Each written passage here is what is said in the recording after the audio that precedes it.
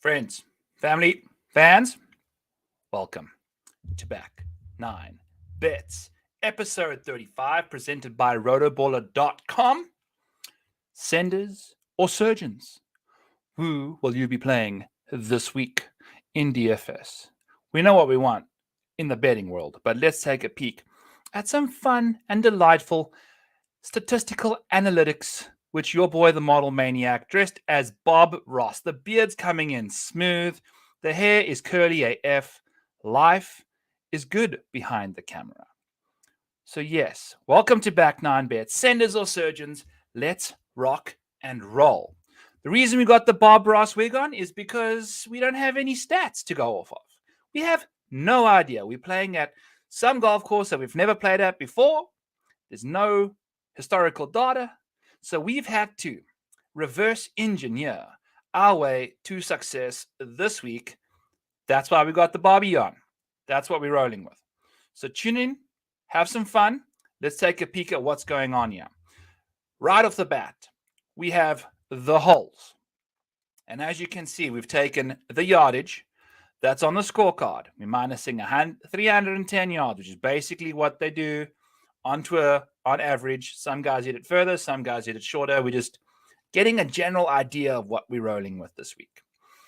And we've got 20% of shots are theoretically supposed to come from 75 to 100 yards. You know me and my proximities. We like to get groovy. So that's what's cooking over there. And the reason we've got 5 par 5s on this golf course is because I've multiplied 2 of them. Because 2 of them are 634 yards and 649 yards. So they are long. They are long John Silvers, and I don't think a lot of guys are going to be getting there. So if you're playing a course like this and the golf hole is very long, you lay up on a par 5, you hit a wedge in. You're most likely going to hit yourself to, what did I do? Yeah, I said minus 550 yards from the par 5 total, and you get 84 and 99 yards. So a large majority of people are going to be hitting their second shots on the par 5 from 75 to 125 yards. Lots of wedges, folks. Lots of wedges. So if we take this, we've got 50% of shots are coming inside 150, most likely, into the greens at least. You know, you're going to have the long 250 yarders to lay up or whatever, but 50% of shots are coming from 75 to 150. So it's going to be a little funky, wedge festy, putty. You know, the shebang, the stuff that John Ron loves. That's what's cooking. 150 to 175 is that one par 3 sitting at 170 yards. And we've got 3 other par 4s that can theoretically fit into the 175 to 200 yard bucket. And then we've got 3 other par 3s that are all over 200 yards. Now, par 3s typically don't play to their maximum yardage all the time. They'll shorten it up if they want. So that's what's cooking over here. The 200 to 225 can easily fit into the 175 to 200 bucket there. And you feel free to mix and match the buckets around. You know, it's just a general understanding. And that's what we've done on the key stats side of things. Wow, I totally forgot to zoom in on all this stuff. So excuse the janky situation. We'll get Scam Smith out of the way. There we go. So what I did is I just took the percentages of the buckets, and then we tossed them into the little proximity numbers here, because this gets sucked into the model. And I just made it a clean 13, 15, 13, 13% from 75 to 200. I feel like that's a decent distribution of the yardages on this thing. And as you can tell, there's a good chance there's going to be a lot more flippy wedges into the greens. And this golf course is very long, but it's all on the par 5s. That's where the yardage is coming from. As you can tell, the math tells us there's going to be a lot of wedges involved. So we're looking forward to that. What is next? Let's go to the model. We are now deep into the season. 74% of 2022 stats are now rolling into the model, with 26 of 2021 rolling in behind it. So if you played well last year, it's not helping you to have sucked this ship, folks. You got to be cooking with gas in 2022 if you want to make it to the top of this model. No course history, 0% there. 80% of stats, which is all of these things over here. 10% official world golf ranking, and 10% for the last 24 rounds of golf that each specific golfer has played in. When we get to the 80% of stats, we are going to be using 40% for total approach. You know me, big approach guy. Love the approach numbers, 18% strokes gained approach over that 2022 to 2021 period. Over the last 24 rounds, we're going to use 5% of strokes gained approach. And then 4% from 100 to 125, 3% from 125 to 150, the same from 150 to 175, 175 to 200, all 3%. Then it kind of peters off over here as we get further away from the golf hole. Strokes gained around the green, 5% just for dilly-dally purposes. I just think it's just to have it in there because I don't really think that it's going to be that big of a deal this week. That's my approach. I'm wearing a Bob Ross wig. I could very well be very wrong. So don't take my word for gospel. Speaking of being very well or very wrong, if you want to be very right, go over to rotoballer.com/radio. Use the code Maniac, get yourself 50% off. Rock that shizness out. Rotoballer's out there kicking butt in the industry. We've got some of the best names out there working. They've got me, They've got Joe Nicely out there with his Horse for the Course article. We've got DFS optimizers. We've got Spencer Aguilar's Vegas report. We've got Josh Swish, which broken down every single golf hole. Love to see that if you're real nerdy about it. All the search engines, all the freaking DFS optimizers and just articles and everything you could wish for. We are a very competitive product over there. Go check us out, rotoballer.com/radio. Use code MANIAC. Get yourself 50% off today, friends. There we go.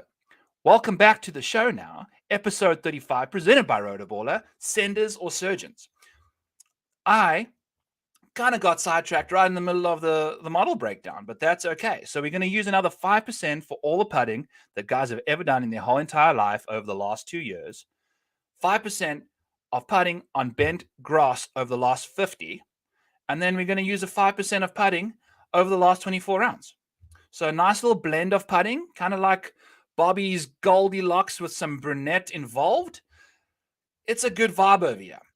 Now, I have a feeling that with the course playing this short, with the rough possibly being a lot more forgiving than we can expect, with greens being 8,000 square feet average. Pebble Beach is like 3,500 square feet or something ridiculous. So these are like double the size of Pebble Beach's greens. They are massive. So that's why I wasn't too eager to get involved in the around the green stuff, because I think a lot of putting is going to happen here. And when you get on the greens, balls go in the hole. So birdie percentages are probably going to be flying through the roof. The par fives are kind of long. I don't think that's going to really impact the scoring.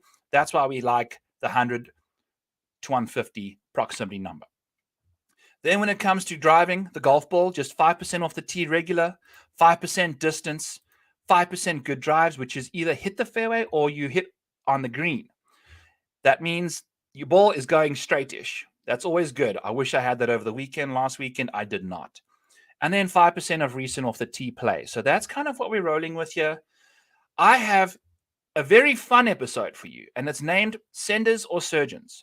As you can see over here, I've got the Holy Grail. Thank you, Rick Rungood, for an awesome idea. I love, this is what I call the model, is the Holy Grail. And that's where you see all of these. This is where all the numbers and the statistics land up, and it's not very flattering. It's very confusing to the naked eye. It all gets sucked into here where we turn it into the different rankings and stuff. But because of technical issues, I pretty much ran the BetSperts Golf DFS show all on my own, which is basically this earlier.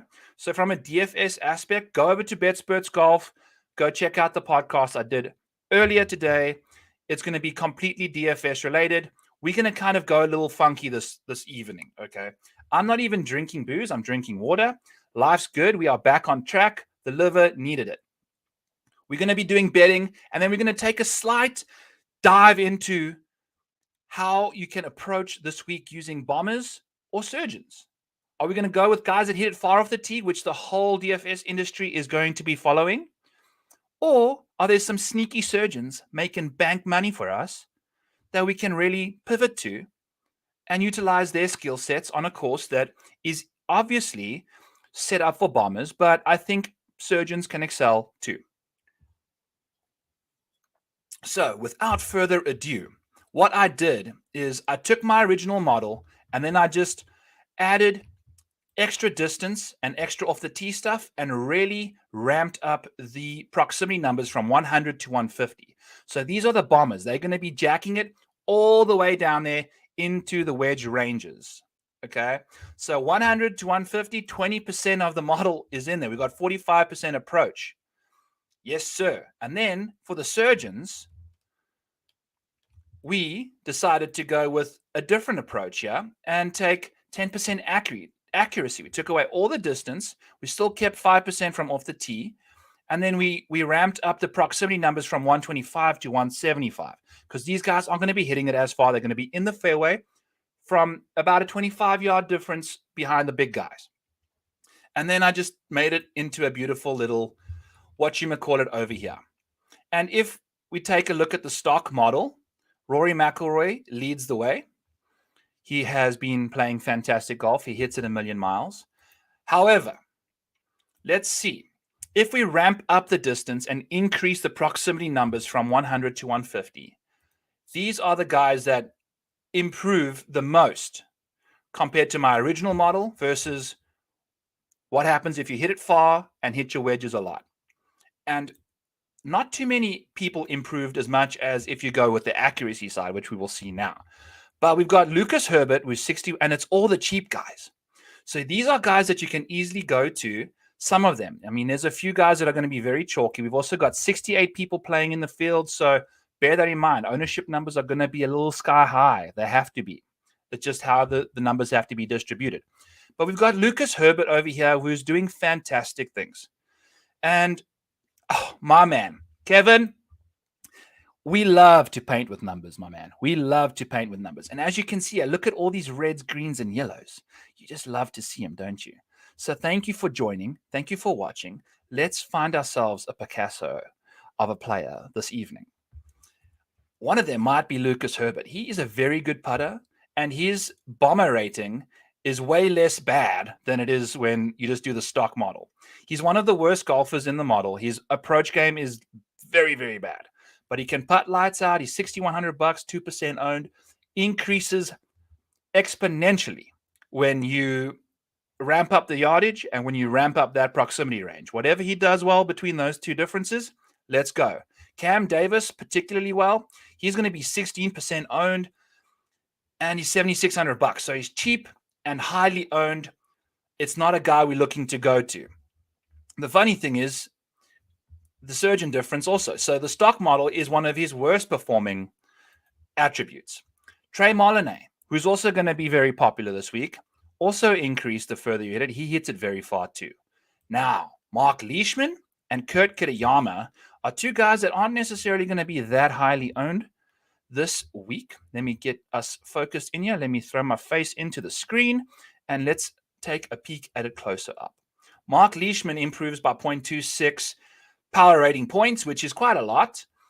And considering like Rory McIlroy, I think his power rating is 2.17. So that's a decent chunk of an increase. I know this is a very weird part of the podcast. I'm trying it out for the first time. I think it's interesting. Who cares? We're going to get to it and see what happens. Kurt Kitayama hits it a country mile. He's 6K. He's 4% owned. He really, really improves when you go from a stock model to the bomber. When you become surgical for Kurt, he's no good. Not at all. Taylor Pendrith as well, $7,400, 12% owned. He obviously hits it a country mile too. We know that. He played very well at the Rocket Mortgage Classic. 12% owned. I don't know if we're going to be interested in that. Wyndham Clark. He's also a negative power rating across the board in this field. He's actually a good golfer, but in this field, he's negative power rating. But he improves from a bomber's aspect. So let's see. We've got Justin Thomas, who's one of the best. He's going to pretty much survive any model manipulation. And I don't think the bomber aspect is going to give us that much of a leverage play this week. However, the surgical stuff is where I think we want to go. Look at these projected ownership numbers. Far less red guys at the top, far less nonsense. We've also got a few, Colin Morikawa is one that really jumps up by 0.24, which is quite a lot. He's very accurate. We know him as a surgeon. Let's scroll up the board here. Matt Kuchar, the more surgical things get, the more Dr. Kuch comes out to play. Siwoo Kim, also, he he jumps up 0.12. He gets himself into a positive rating, actually, outside of the stock model, which is quite a lot. So I'm lying to you. The surgical difference is 0.33. So he goes up a full third of a power rating, which is nice. It gets him all the way to a surgeon, which is a positive surgeon. We love to see that. And then Emiliano Grillo. For someone that actually hits it as far as he does, he's got a very decent distance off the tee. This guy, if you watch this channel, you know we're always on Grillo. And finally, the public seems to be catching up. He's been playing good golf. I don't know if we want to go to the guy at 11%. He gets better the more precise you have to be off the tee. He gets better once he hits from those proximity ranges a little further back compared to the rest of the field. And then we've got Bezzy, my boy Christian Bezuidenhout, who jumps up by a 0.2 of a percentage point when we go from bombing to surgical. And that's what you love to see. So him and Ches Reavie are two guys I really like in this range. And you know what? Lucas Glover was also, he finished third last week. So the Glove Daddy is going to be making Love Daddy. And it's going to be fun to see him kick some more ass this week. We got two $6,100 dudes that have a major improvement when you go from the bombing narrative to keeping it tidy. And that's where we are at the end of this portion of the show. I have no idea if it was fun or not. Let me know. It is what it is. I figured it would be useful. It's interesting. It's DFS. You want to think different. We're wearing the Bob Ross wig. That's what we're here for. So that being said, let's jump to the actual model. We've got 7 placing bets. We've also got an interesting dilemma. I don't have an inkling of an idea of who's going to win this golf tournament. The odds suck because there's only 70 people in the field. It's impossible to really find a good number on anyone that's not 14-1. I do like Sam Burns at 25-1. We will get to him shortly. He's 8th in the model. This is now the stock model. We are done with the bombers and surgeons. Let's cook with gas over here. Rory leads the way. He's first in the model, as we know. Just the ball striking is sensational. You know, he's fantastic when it comes to putting. I know a lot of people are going to be mentioning we want to have 3-putt avoidance in the model. I don't know. If we're looking at these massive greens, if we're looking at the yardages these people are going to be coming in from, I think the balls are going to be close to the hole for the majority of the time. Yes, you're going to have a few long putts. That's okay. If you're a good putter, you're in the model. We've got 15% of putting in there anyway. If you 3-putt, you 3-putt. It's one bad hole. Stick it close, make the birdies. So that's what we would like to see. Rory's fantastic inside of 15 feet. He's good on bent grass, slightly better than his baseline. Love to see that. Makes a crap ton of birdies. 10-5, 18% owned. Cannot bet him at the odds. I think they were like minus 150. So it just doesn't work. Love Rory. We're playing him actually first round leader. 18-1. Rory McIlroy. His average round 1 scores prior to last week, he gained over 5 strokes on the field in his last 7 round 1s. That is insane. 7 Thursday rounds, Rory McIlroy, prior to last week at the St. Jude, was gaining over 5 strokes on the field. So there's a very good chance he goes back and does that again. It's 18-1. That's a steep price to ask. There's only 68 people in the field. Rory McIlroy has been unanimously better than anybody else on a Thursday over the last little while. I think it's a very good bet. Let's rock and roll with Rory, see what he does over there. Who knows if he wins the tournament, but that's how we're going to get exposure to him this week. Possibly play him in a bit of DFS if you're up for that. Go check out the other show I did on BetSperts. Justin Thomas, plus 110 on BetMGM. They pay tires in full. Love to see that. And these are not, okay. My model, I was too lazy to figure out the numbers and stuff. I have to recalibrate everything. Top 20s are top 10s. Top 40s are top 20s, apart from Tom Hoagie. We'll get there. So just remember, anything with a 20 is a top 10. Anything with a 40 is a top 20. It's only 68 people in the field. A top 40 bet is barely going to get you plus money this week.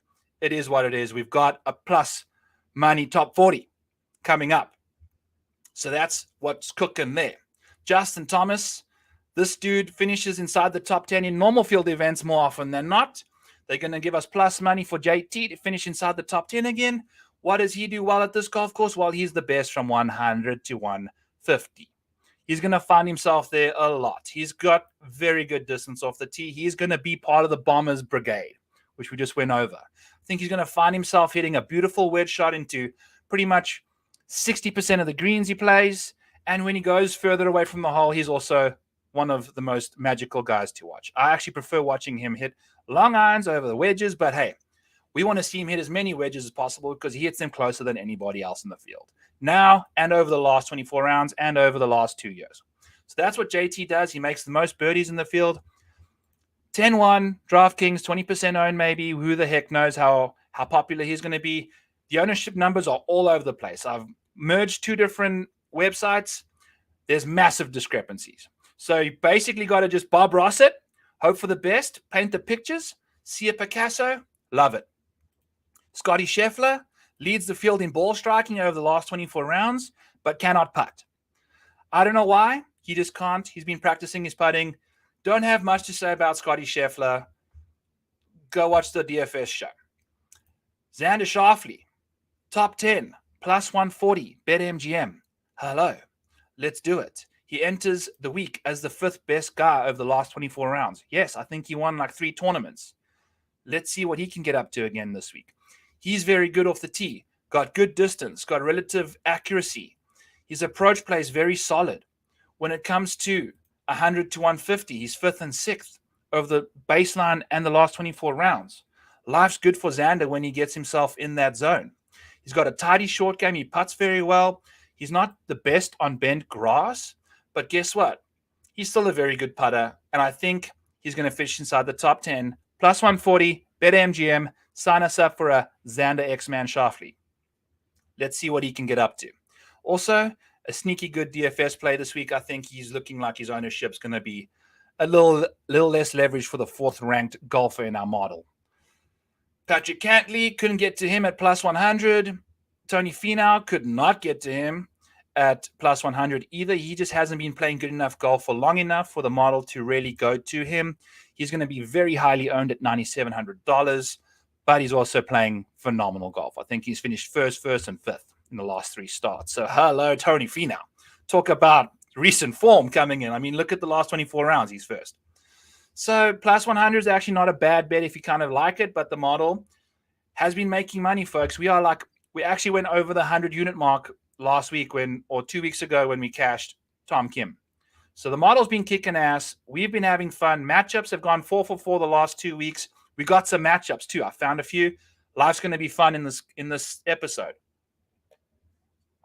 Tony Finau leads the field into this week with recent form. Love to see that. He's cheap. Go get him. If you like him, play a lot of him. Can't bet him on any part of the market, really. John Rahm also, if you know his wedge watches, look at this. Recently and in baseline, it's been horrific. It definitely looked like he played a lot better last week. I don't know if he's going to be 20% owned. It's ridiculous. I can't believe Rory's looking like he's going to be less owned than John Rahm. That doesn't make sense to me. But that's what the public's going for. So who the heck knows? We're not here to talk about DFS. We're here to talk about Sam Burns. He's our first outright we're going to speak about. 25 to 1, Sammy Burns. Off the tee stuff lately, a little problematic, folks. A little problematic. But if we're going to believe in a narrative for the betting side of things, you can take the chalky narrative. We can play the bombers. We can play the guys that are... He's also not in the worst form. He's 13th in the field, playing good golf recently. The ball striking side of things has been a little sketchy because of the off the tee nonsense. We're going to go to a golf course that requires length. Everyone's going to be missing fairways unless you're hyper accurate. He's got the 18th best distance in the field. And then when it comes to approach play, he's amazing. His baseline approach play from everywhere is 7th. His last 24 rounds from everywhere is 8th. His last 12 rounds from everywhere is 10th. And then you get into the wedge range, and then he's 4th all time. 2022, 2021 stats. Sam Burns is 4th in the field from 100 to 150.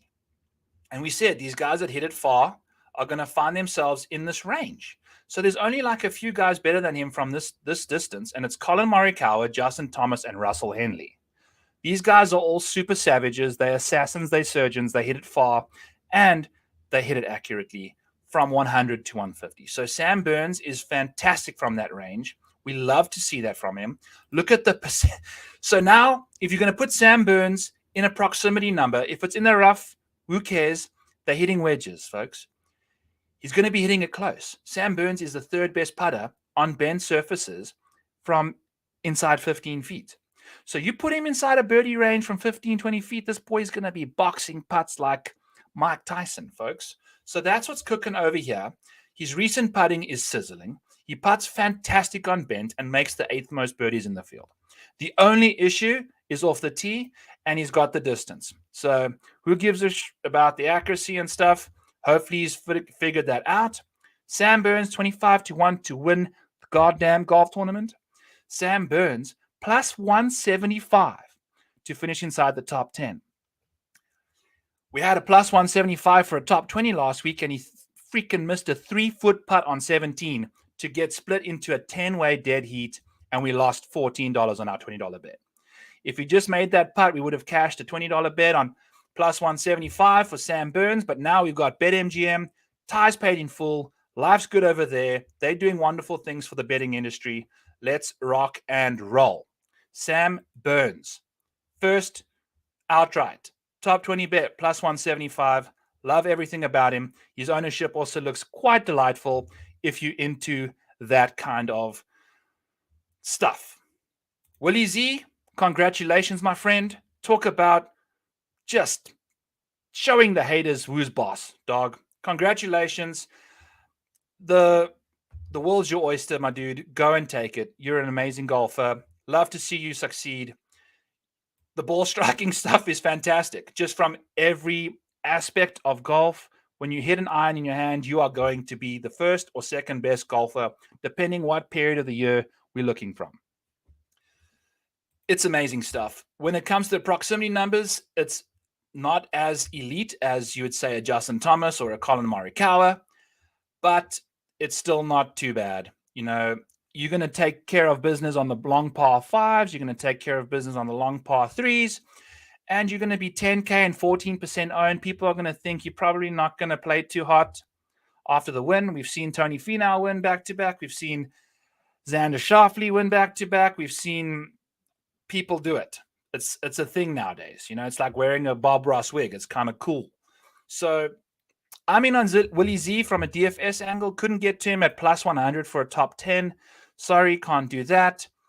That's the situation. Colin Morikawa, plus 140 for a top 10. He's all the way down in 10th in the model. His recent form has been a little sketchy. The off the tee stuff has been a little rough. He's typically the surgeon off the tee. Hasn't been there. The distance, he's 48th in the field. There's only 68 guys. So like 20 guys hit it shorter than Colin. However, he still is very, very accurate. He's the best approach player over the last 2 years. And when it comes to 100 to 150, he's so good. The putting, the short game, very bad. Not good at all. So we're just going to ignore him a little bit. He's going to be high owned. He's hitting the buttercut, apparently. There's reports that he said he's hitting his patented fade, which I know everyone loves to fall in love with. But guess what? If this tournament gets all the way down to like minus 20 and Colin keeps putting like he has been, I think there's going to be people that make a lot more putts than Colin this week. And if he doesn't get that, you know, I don't know. There's a lot. You just couldn't get to him in a putting into a betting market. Who we did get to was Victor Hovland. And he's plus 210 to finish inside the top 10. And Victor seems like he's finding a tad bit of form lately. He is very, very good from 100 to 150. He's 6th all time and 3rd over the last 24 rounds. And yes, proximity numbers over the last 24 rounds are a little sketchy, but it gives you a decent idea. Like John Rahm has just been terrible from that range regardless. It matches up with his baseline. We know it's not improving.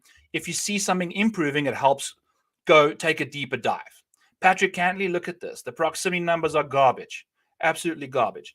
So, and they seem to be getting worse. He just isn't finding it when it comes to the wedges. Victor Hovland finds it when it comes to the wedges. Victor Hovland off the tee is typically the 12th best driver of the golf ball in this field. Victor Hovland on approach is the 9th best iron player in this field, typically. When it comes to wedges, he's 6th and 3rd. When it comes to putting from 0 to 15 feet, he's freaking 9th. His around the green game is hot garbage. It is disgusting. It's nasty. It's putrid. It makes you want to throw up when you watch him chip. Guess what? Massive greens. Great wedge play. Good driver of the golf ball. Hitting greens. Putting. What he does best. Not chipping what he does worst. This golf course could set up very nicely for Victor. Love to see him. I was eyeing out a 31 on Victor. He's not the best round one starter, so maybe he has a bit of a slow start. It's a no-cut event. We are looking at pouncing on a bunch of people. The Sam Burns bet's out there. We're going to do it. I'm not planning on pulling the trigger on too many other outright bets until round one. I want to catch some stud muffins. We had a bad putting day, good ball striking day. Let's catch him in a no-cut event. 3 more rounds to go. Get some value. Hopefully they make a charge.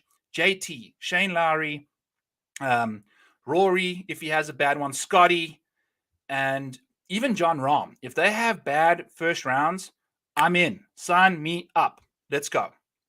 Let's go. So we're going to go Victor, top 10, plus 210. And hopefully he plays well and we just ignore his number and he just goes and finishes inside the top 10. If he has a bad one, we'll jump on an outright for him. That's what we're doing with Victor Hovland. He makes the 7th most birdies in the field. Love to see it. Love to see it. Tommy Kim, our little choo-choo train that won us a freaking winner 2 weeks ago. 220 to 1 to finish. Sorry, plus 220 to finish inside the top 20. So now that we're in with the 40s, these are top 20s. Apologies for the very unprofessional numbering here. Your boy was lazy. It's been a busy day. The 40s are top 20s. It's a small field, no cut event. We're going to give a guy that's Tom Kim in non-major events. His worst finish in the last 6 tournaments he's played is 26th. Now, he's plus 220 to finish inside the top 20 in a 68-man field. What are they doing? What are they doing over there at BetMGM? I don't know. Yes, the sample size is small, but he's shown the last 6 events he's played in that are not majors, he's finished 26th or better. Love plus 220 for Tom Kim. Love the fact that he's super accurate off the tee. Love the fact that he's the 11th best player in the field over the last 12 rounds off the tee. Love the fact that he's the 5th best player off the tee over the last 24 rounds. Approach play baseline, 10th. He's been playing fantastic stuff. Last week, he didn't lose strokes off the tee or on approach in a single round. He's so effing solid, folks. So solid. The proximity numbers are weird. They're very small sample size, 6 events. But they're still okay. We know he's a very good golfer. He can putt lights out. Makes the 9th most birdies in the field. He's going to be 9K, roughly 10% owned. Let's grab him in DFS. Let's grab him for a top 20. Let's grab him for an outright. I think there's 35s out there. If you got Circa, it's a 39 on Tommy Kim. I think he comes out the gates firing. Let's grab Tom Kim, 39 to 1. Win this tournament. Win his second event. Let's go, Tom. Let's go. Hideki Matsuyama. You know what? I'm just going to hide him. Don't want anything to do with him. Don't like that guy. Don't like what he's doing. DQs, WDs, HIVs, whatever you want to call it. He's just can't do it. Anyway, Joaquin Neiman, couldn't get to anything with him. Blah-de-blah-de-blah. Matty Fitz. Look at Matty Fitz's proximity numbers, folks. Yes, I know he's been pumping out top 10s and top 20s, but I think the upside there is just if it's going to be a minus 20 type event, and yes, I could be completely wrong. This could be a minus 10, and then Matty Fitz is right in the mix. But I don't see it going that way. With wedges in people's hands, I don't see it being anywhere close to minus 10. It's going to be up in the upper teens. Has to be. Unless I've just completely Bob Ross this thing and just might have to change the paint. Might have to change the canvas. Might have to do the whole thing differently. But you know what? We're taking our chances. We're doing our thing. Cam Young, off the tee, a machine. He's led the field of the last 24, led the field of the last 12. He hits the ball the furthest out of everybody. And he's just a freak show. Playing fantastic stuff. We'll see what he can get up to here. The putter is a big concern, but he makes a crap ton of birdies. He's going to be very high owned. We're taking a chance he has a blowout. Going to play other people in DFS. Can't do a Cam Young. Couldn't do him for a top 20. Couldn't do him for a top 10. Couldn't even do the outright. We missed the number early. They are done. The ship has sailed. If he has a bad first round, however, I'm just looking for everyone that has ball striking potential, can make a crap ton of birdies. If they have a bad first round, we are in. We're not baiting too many people. We've got Tom Kim and Sam Burns. Pretty much it. Corey Connors. Love him from a DFS side of things. Shane Lowry, also another guy I'm a big fan of because of the ball striking recently. Very nice ball striking stuff still. It's kind of plateaued away a little bit. But Shane Lowry's putting has been hot garbage, like Colin Morikawa's chipping, like all of these guys. Willie Z, Colin Victor's short games. Shane Lowry's joining them. No good stuff there at all. But he gained putting in all 4 rounds last week. He hasn't done that in a long time. He's been putting very badly for very long. All 4 rounds he gained. You don't just have, maybe he resorts back to putting badly, but if he gained a lot in 1 round and then lost a few here and there, but he putted well for 4 straight days. Love to see that from Shane. Definitely a DFS play. Let's rock and roll. Couldn't get to him on any other bet. Emiliano Grillo, people. Emiliano Grillo. Where are we here? Let's take a look at the vault. Emiliano Grillo. Plus 275 for a top 20. He's finished in the big event last week after losing 2.5 strokes on the greens. Finished 31st, cash as a top 40 last week. The week before that, at the 3M Open, he finished 2nd.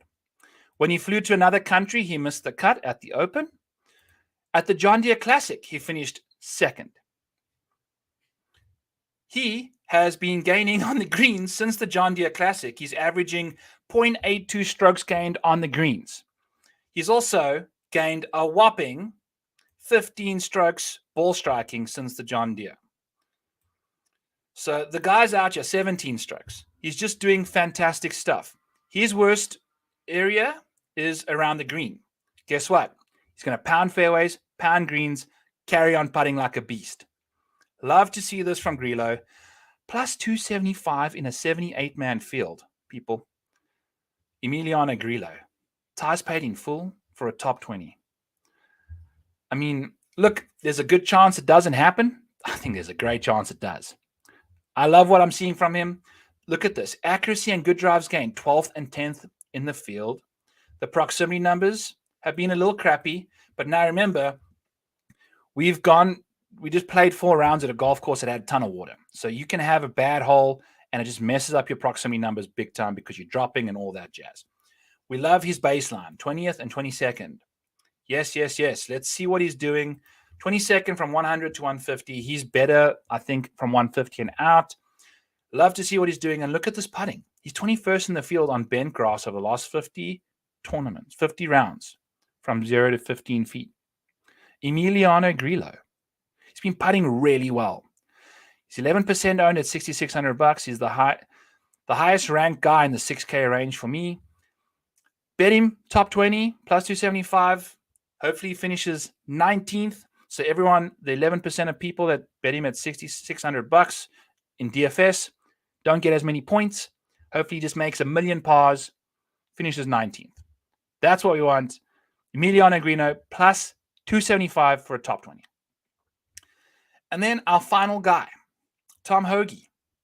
Look, so we come down to the 32nd row in the model, and then you just see this row of green. Green everywhere for Tom Hoagie. The accuracy of the tee, he's the surgeon guy. He's going to find himself in the fairway all the time. He's going to be putting himself very, very close to make a decent chunk of putts. He's going to have a lot of good looks. Baseline, he's 8th from 100 to 150. Recently, he's 5th. His approach play over the last 12 rounds is 9th. The last 24 is 19th. His baseline is 12th. Everything about him is top 20 in a field littered with ball strikers. Love to see that. The putting on bent surfaces over the last 15 rounds inside 15 feet, where he's most likely going to find himself a lot, is actually kind of good. So hopefully you can resort back to that kind of stuff. Go grab yourself some birdie putts, my buddy, and finish inside. This is a top 40 bet at plus 105 in a field that's 68 people big. He has to beat 28 other people. He's 32nd in the model. He's plus 105. Tom Hoagie. Let's give it a run. I don't know why. I'll also take him in DFS. Let's rock and roll. I love that about him. Let's take a look-see. And then if you want to just go ahead and I'll give you a little sneak peek into what we did for Roto Baller. These are the bets. So these are my guys I kind of like. Sam Burns, we've discussed him. Tom Kim, we've discussed him. Max Homer is 50 to 1. In this field, there's 68 people. Max Homer's been hitting his driver fantastically lately. He's a very good iron player when he wants to be, and he can putt very nicely too. Last week, he hit a ball in the water on every freaking day he played golf. 4 days in a row, he had to bring out a brand new golf ball. There's not going to be that much water this week. I think Max Homer can avoid disaster a lot easier. He's like the new Ricky Fowler, just out here making doubles like it's his job. So Max Homer, let's check it out, bro. Go for it. Keegan Bradley, let's jump back to him quickly. We never really chatted to you guys about him. I'm a big fan of Keegan. His ball striking baseline is 14th in the field. We know we need that here. Recently, it's 24th. That's not too bad either. His proximity numbers are 12th. We've had some bad rounds on the approach side of things lately. Not too good. But if we resort back to what we can do, he had 2 tournaments where he gained 16 total strokes on approach. Just on approach. The guy went nuclear with the irons. Nuclear. Let's take a quick look. We kind of hit a schedule. I'm going to jump back into the course history thingy here. Zoom in a little bit so you guys can see. And let's go find Bradley. And I'll show you what I'm talking about. If we can get a situation like when we get the US Open and the Travelers Championship ball striking from Keegan. So this is like 71,000 rows, folks. So just excuse the model. It's kind of lagging a bit behind. But over this period of time, right here, it was 9 rounds of golf spanning from the US Open to the first round of the Scottish. Keegan gained 19 strokes on approach. 19 strokes. And then he went to the Scottish and then he went to the British and it all fell apart. Came back to the Rocket Mortgage, had a few good rounds. So this is why I love dissecting golfers by round. You can really see what's going on because the recent stuff is not too good, but that's okay. You just played a course in a foreign country. The approach stuff wasn't too bad at the Rocket Mortgage. And then when there was a bunch of water, he kind of fell apart again. Give him a golf course that doesn't give him, like he's nervy. I want nice, easy shots for him. Want to see the wedges firing. He's 12th in baseline wedge play. He's putting from 0 to 15 feet on bent grass over the last 50 rounds. He's 12th. So if he's putting himself inside 15 feet, he can make those. He's also fantastic at 3-putt avoidance if you're into that kind of stuff. So Keegan at 100 to 1. Keegan in DFS. I love him. That's what's cooking here, folks. Back 9 bets, episode 35, presented by Rotoballer. Senders or surgeons. That's going to be it from me. Thank you for joining. Thank you for your support. I might throw out a pod next week. We'll see. It's going to be like a 30-man field, not too much to talk about, but we'll throw something out there. I get paid to do this anyway, so why not? Thank you, Rotoballer, again. Go check out their stuff, rotoballer.com/radio. model, Maniac. Use the code Maniac. Get yourself 50% off there, friends. All right, that's the Linda Q broadcast done. Have a good rest of your Tuesday, friends and family, fans. You guys are wonderful. You stay classy. Linda Q out.